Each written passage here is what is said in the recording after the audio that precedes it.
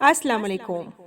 Video शुरू करने से पहले आप सबसे रिक्वेस्ट है कि अगर आपने अभी तक हमारा चैनल सब्सक्राइब नहीं किया तो पहले चलकर सब्सक्राइब का बटन दबाएं।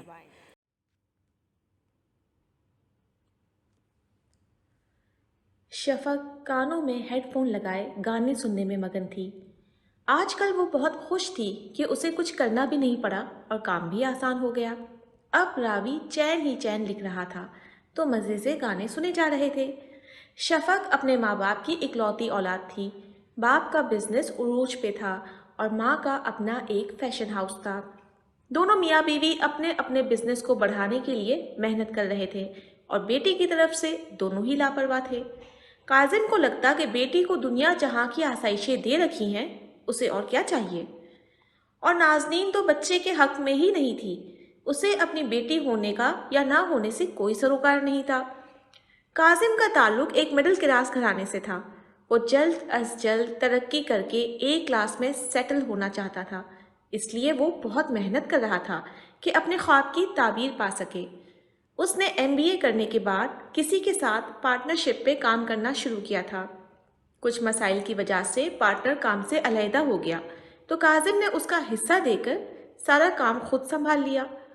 3 साल उसने अपने बिजनेस को बढ़ाने के लिए सख्त मेहनत की और इसका शुमार शहर के मशहूर बिजनेस कम्युनिटी में होने लगा था। नाज़नीन का ताल्लुक भी मुतवस्त ख़ानदान से था। कॉलेज में पढ़ते हुए उसे भी मॉडलिंग का शौक़ हुआ। नाज़नीन खूबसूरत और तरहदार लड़की है। उसके ख्वाबों की उड़ान बहुत ऊंची है जिसे वो जॉब करके पूरा नहीं कर सकती थी, तो उसने मॉडलिंग के पेशे को चुन लिया और कुछ अरसे में उसने फैशन वर्ल्ड में अपनी पहचान बना ली थी। एक फैशन शो में नाज़नीन की काजिम से मुलाकात हो गई और बहुत जल्द दोनों अच्छे दोस्त बन गए। कुछ अरसे बाद काजिम ने नाज़नीन से शादी कर ली।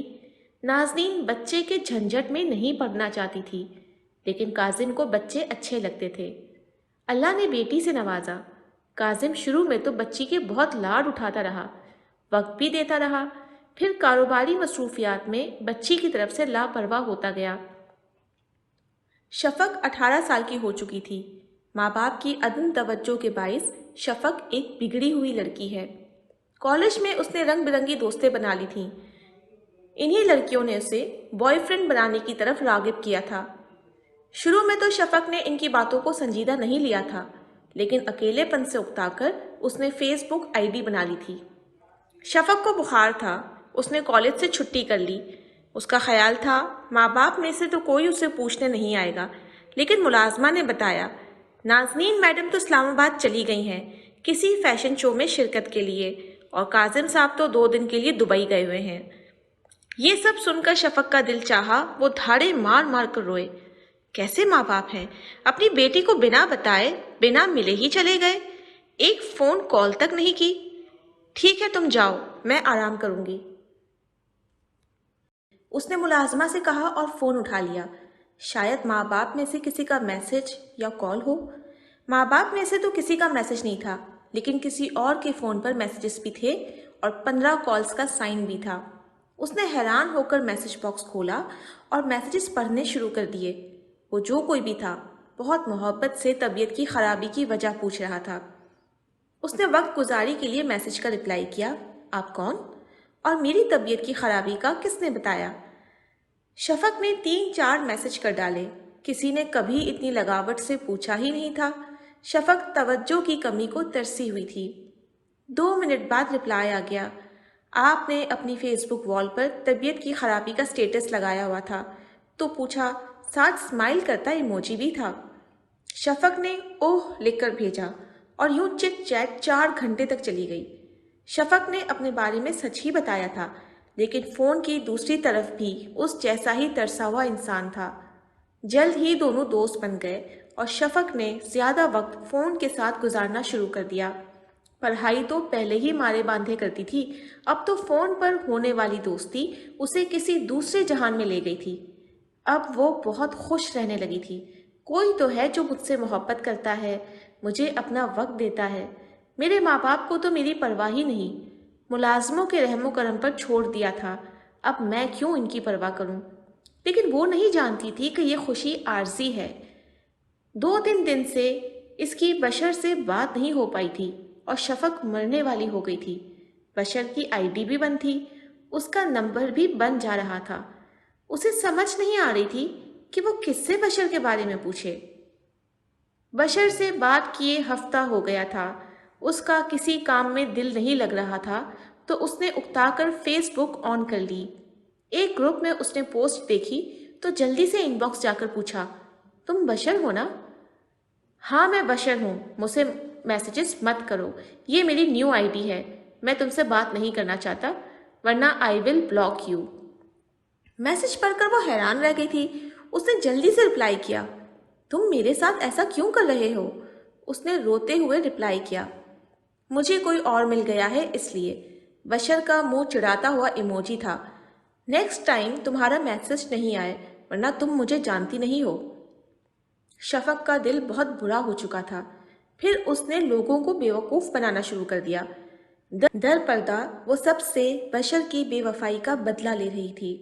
کچھ دن لگاوٹ سے بات کرتی، جب سامنے والے کو شفق کی عادت ہو جاتی تو وہ اس بندے کو بلاک کر دیتی، اور کبھی کبھی تو پرانی فیس بک آئی ڈی کو ڈیلیٹ کر کے نئی آئی ڈی بنا لیتی اور نیا شکار ڈھونڈ لیتی۔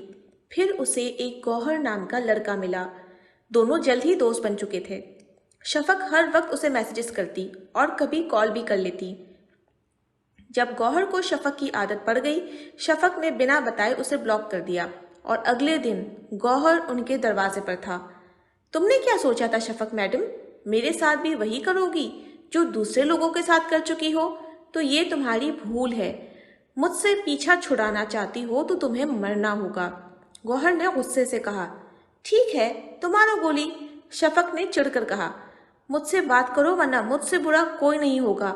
میں بہت مشکل سے تمہارا ایڈریس ڈھونڈ کر تم تک آیا ہوں، ایسے مت کرو شفق، آؤ شادی کر لیں۔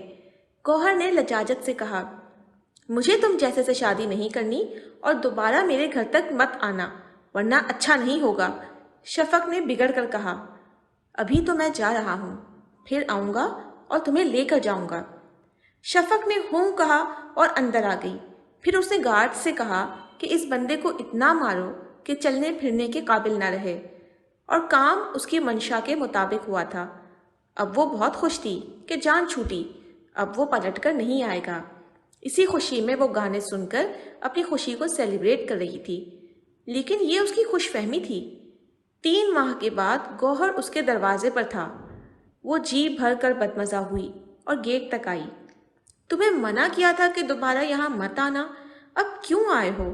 اس نے غصے سے کہا، ایک سزا تم نے مجھے دی تھی، آج ایک سزا میں تمہیں دینے آیا ہوں۔ گوہر نے کہا اور جیب سے پستول نکال کر شفق پر فائرنگ کر دی۔ پھر اس نے اپنی کن پٹی پر پستول رکھ کر خود کو بھی گولی مار دی۔ 2 جانیں ایک ساتھ گئی تھیں۔ اس میں کاظم اور نازمین کا قصور ہے جو اپنی بیٹی کو وقت نہ دے سکے، اسے سمجھ نہ سکے، جنہوں نے بیٹی کی طرف سے لاپرواہی برتی۔ اس میں شفق کا قصور ہے جو دوستوں کی باتوں میں آ کر غلط راہ پر چلی گئی، یا اس میں قصوروار گوہر ہے جس نے جذباتی پن دکھایا اور اپنے ساتھ شفق کو بھی لے ڈوبا۔ اس کا فیصلہ آپ کریں۔